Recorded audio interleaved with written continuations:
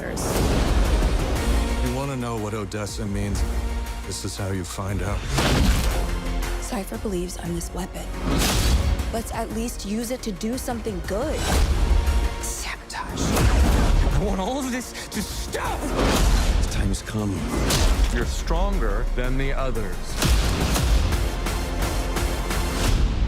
Embrace it. This makes you one of the most powerful suits in the world. I'm not any chosen one. Chosen ones are like Harry Potter, Neo, fucking Frodo, fucking Frodo. All right, so let's talk about the second season of Gen V. Ricardo, if you don't mind, I want to do the substance for this, right? So, first season, we enjoyed it, as a solid enough spin-off of The Boys, right? Which is a show that, yes, we could argue about its political, let's just say, freshness, right? Because yes, Yeah. that comic, if I'm not mistaken, was done in the 2000s or I think it's the 2000s, right? Not the 2010s, right? Yeah. Yeah, but that's how the show was able to update those things. Because I've never read a page of those comics, so I assume that the show was able to update things in a proper way. But yeah, I mean the Boys is still, like, for me, one of the best, like, superhero shows out there. This mainly because of how they subvert the superhero genre, right? And in particular how they subvert the Superman genre, and that's the Americana image, or ideology, I should say, surrounding that character, right? How they explore it in very in very thought-provoking ways, right? Yes, it does rely a lot on crass visuals and humor and violence as well. But yeah, I mean that's kind of the show, right? From the jump, that's been the show, right? It somehow manages to balance shock value with, oh, this is kind of intelligent, this kind of smart, this kind of clever. Oh, okay, I like that, right? And I would say the same thing with Gen V, right? It's just that the catch with Gen V is that instead of adults, it's teenagers, right? So, or I should say young adults, right? So yes, this is an excuse for them to throw a lot of teen angst into the show, right? And characters going through issues, right, with dating and identity, that kind of stuff. So yeah, it's that, right? Yeah, a lot of teen angst, right? Right. Like when it comes to Sam, and especially how he's portrayed here in this season by Israel. Teen angst. People don't understand me, man. I hated him. Yeah, I really hated him this season. He was, like, kind of pointless. Okay. I thought that you find he was more whiny. Yeah, he's a whiny character, but that's kind of the point. But yeah, this one is like all right, like the whininess and the whole weird psychological messed up vibe about him makes sense in the first season, but I felt I was hoping that they would have leaned more into that, or at least explore it more in this season, especially with the fact that his brother, who is played by Arnold Schwarzenegger, son of all people, Patrick, died, right? But that's the thing. They never really explored that. I get the feeling I didn't have anything for him, like, this season, because like he was kind of the central figure in the last time, to figuring out all the shenanigans that the school was doing. And then, like, that's it. They didn't give him anything, and I felt they could have given him something more interesting this season. So that's about it. Yeah, but that's last point I want to make with the preamble, right? But what makes this season very interesting here now is that it's drawing from what happened with season 4 of The Boys, right?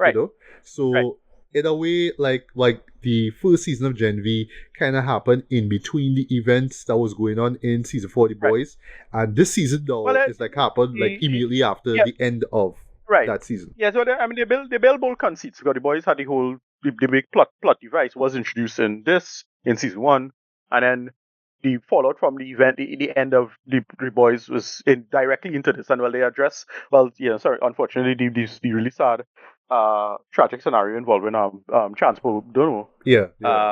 With that, and they sort that out. And yeah, this fella, the father, don't forget the actor who got saved the last dance. He stepped up. Sean Patrick Thomas.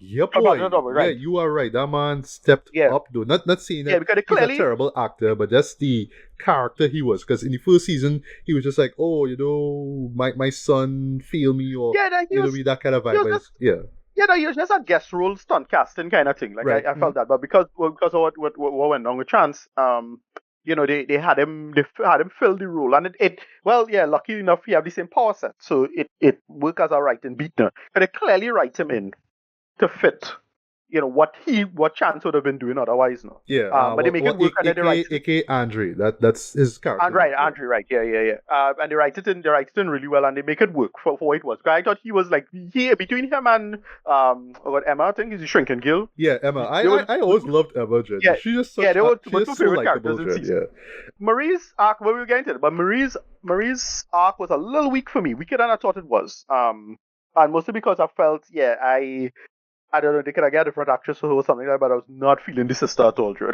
Yeah. Oh, Like, I get what it was going for. yeah, me too. But Like, yeah, like that no was- that was- disrespect. At least in my Yeah. case, right? No disrespect to the actress. I never saw her before. Right. But yeah, Right. like I just felt like she. One. I don't know. Like she Yeah, I could didn't have. Okay, like she's playing the little brother. Sorry, she playing the little sister thing. To a T. Right. But I just felt like she could have just given more of her character. problem- She could have stood out more, in my opinion. Yeah, but the problem, one, I felt is the acting, or I don't know if it's the acting or it's her, or just the fact that she just didn't have any good chemistry with what's her name, Jazz Sinclair. No.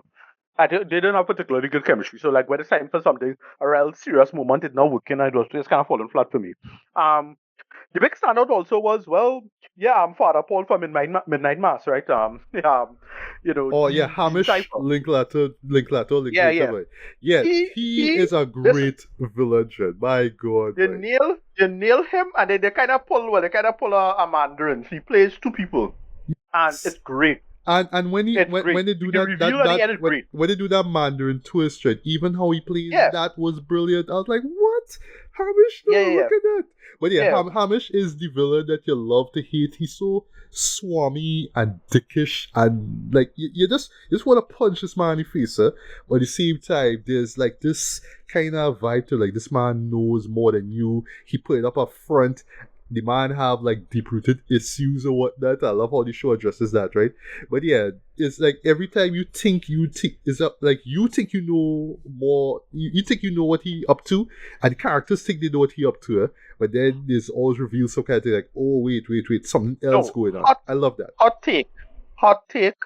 They should have switched the actors. That's all I see. I find they should have switched the actors because when they reveal what was going on.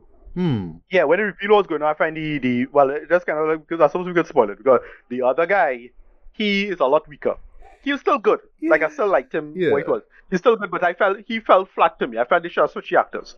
And if he the reveal and then he come out as the real villain, that would have worked a lot more for me. But because the guy was just playing two roles, it would have worked anyway.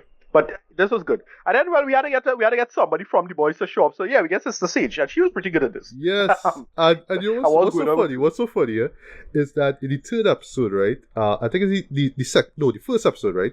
Yeah, and the same thing they did last season, right? They will tell you, oh, this season on, and they'll show you clips, right?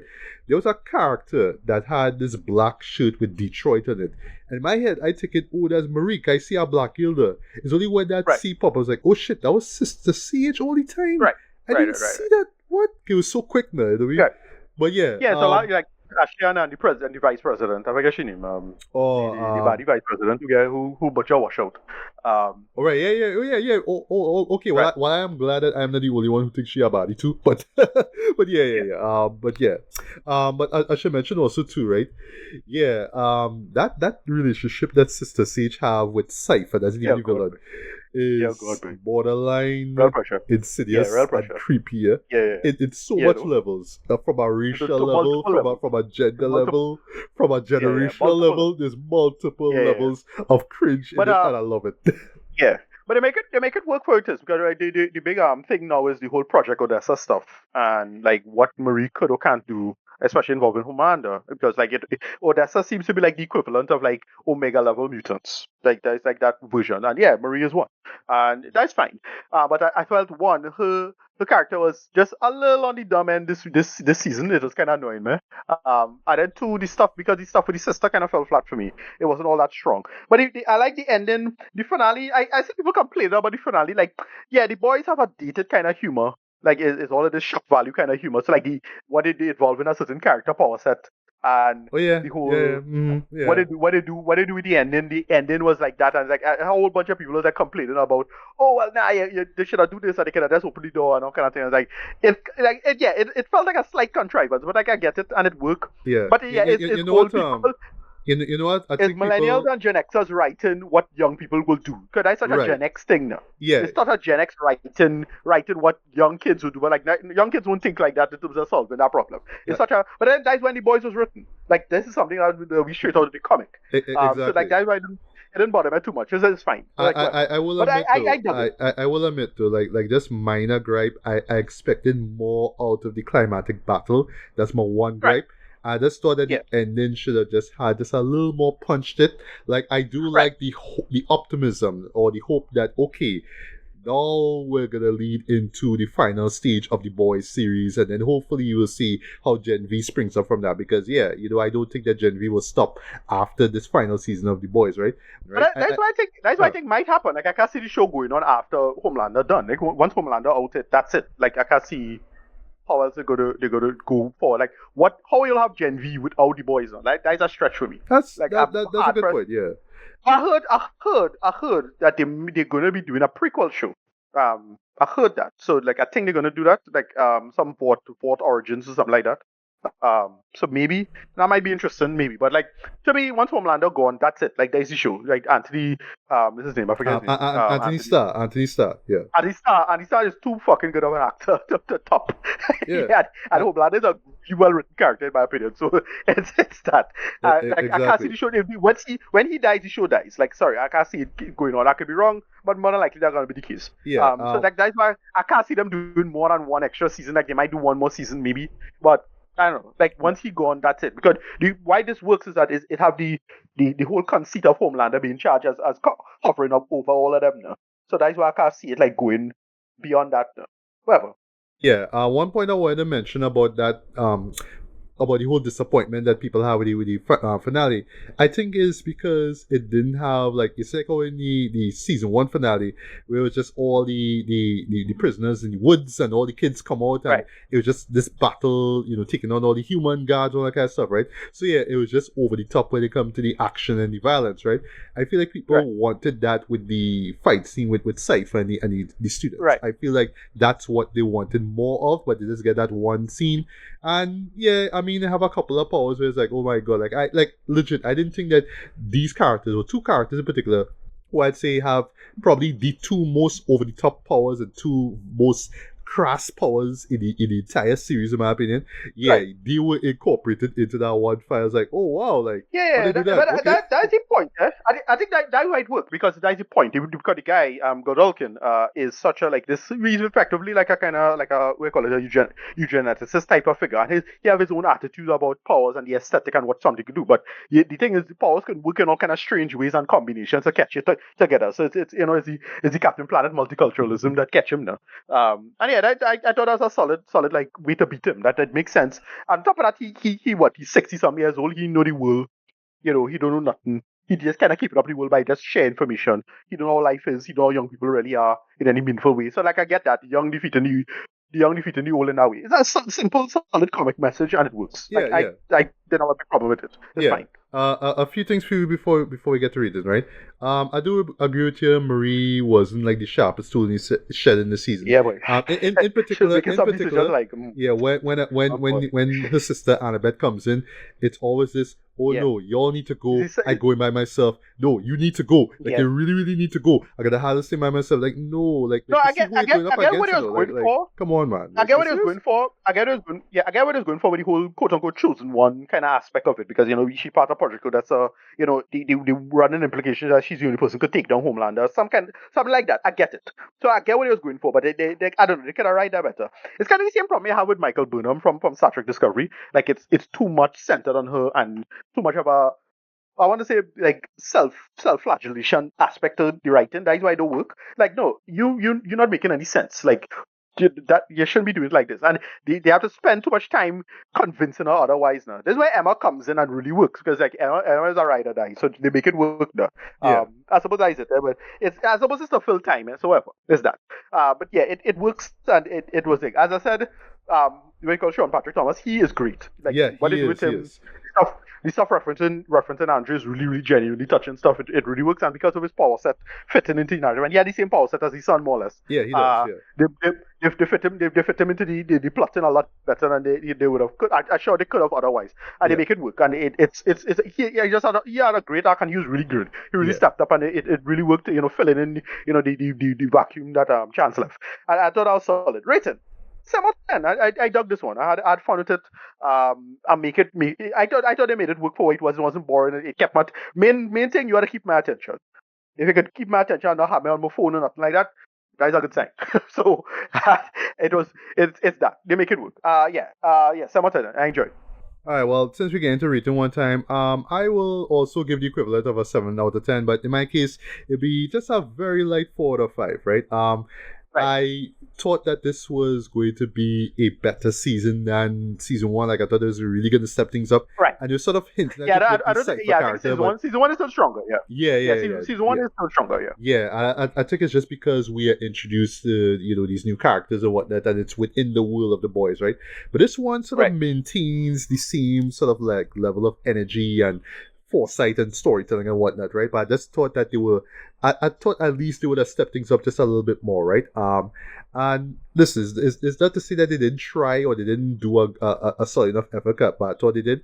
But you could tell, and you could see it even from the beginning of the series of the season premiere, because Chance died. You could tell like his death was just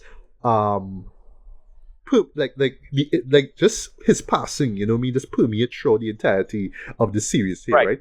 Right. Well, no, I said the narrative made the conclusion, fitting him in like really easy though, like because given the circumstances, so it wasn't like it felt completely natural now. Given the situation, it didn't feel contrite at all. Yeah, and one thing that I really dug about this season here is that Andre, or at least the actor, even though he was not there in person, his memory, his influence was still throughout this. Like, characters will reference him. Right. They gave a solid enough reason in terms of how he died, you know what I mean? And it felt plausible. It made a lot of sense. And it connects his cipher as well, too, which I absolutely enjoyed as well, right? And that's how the characters were able to move forward, especially his father, Polarity. Absolutely worked for me, right? Yeah. Yes, characters do dumb things, and there's a lot of emotionally driven decisions that are made.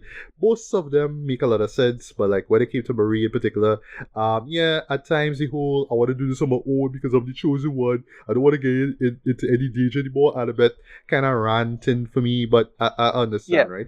But outside that though, I mean, performances, still great from pretty much everyone though.